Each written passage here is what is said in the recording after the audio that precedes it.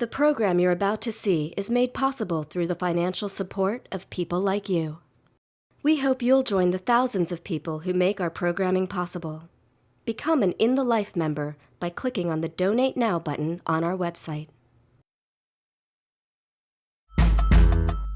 Homophobia keeps countless entertainers in the closet, and hip-hop artists are especially challenged by gay stereotypes. Next, we hear from Shorty Roc and KIN, rappers who remain true to themselves and their work as out recording artists. Shorty Roc, I'm about to rock your spot. He spits so hot.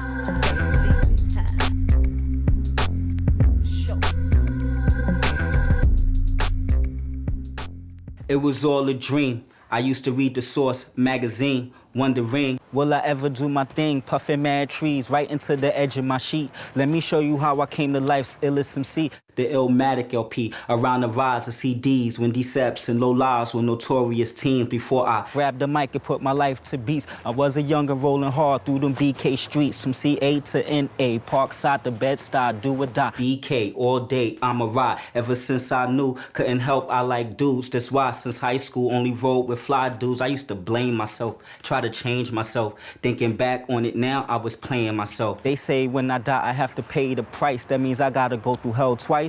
Yeah, don't hear me, Shorty Roc. Coming out for me was kind of like a process. I kind of knew what I had those feelings since I was maybe about 4 years old, that I knew that I kind of was attracted to dudes. And I come from a very big family and a lot of, thugs and dudes in my family. So when I got a certain age, they kind of wasn't, I had to show my manhood a lot. And that was how I always wanted to be. And I moved around a lot, so places where I went, I didn't want people to call me a faggot and stuff like that. So I kind of wanted to keep my masculinity, but I kind of knew that something wasn't right, and then I couldn't get rid of these things. Y'all ready for this one? All right, so basically, us trying to get in the industry and get a record deal has been one of the hardest things that anybody could imagine. Not just being a hip-hop artist, but being a female artist and dressing the way we dress. We've gotten a lot of no's and a lot of doors slammed in our face. You know what it is, it's IQ. It's your girl Noor, and we're KIN, Here at the Lunar Lounge, you know what I mean, out here in BK, our hometown, New York City. Williamsburg. You know how we do.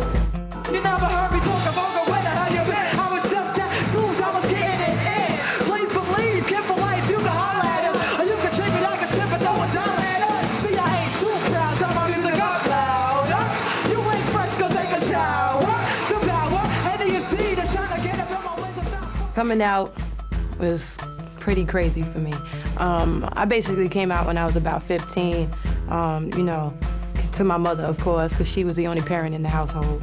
She didn't believe it at first, as most people don't. Even my own friends didn't believe it, Don't look over here.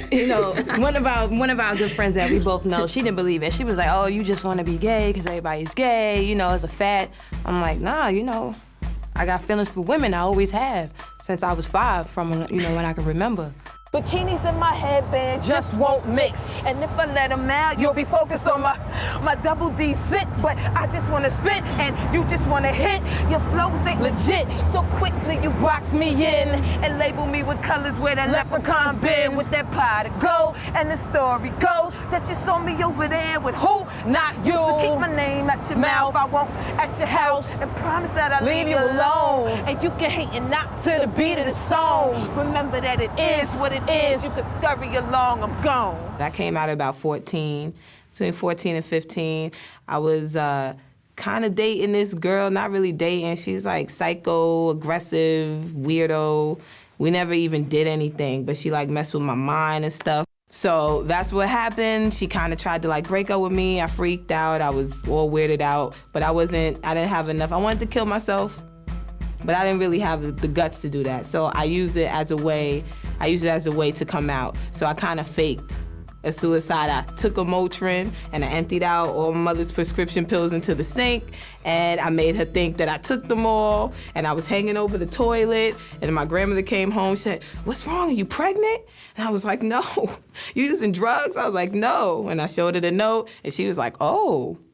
And then she thought so she walked me outside and she said, I love you no matter what. She called my mom.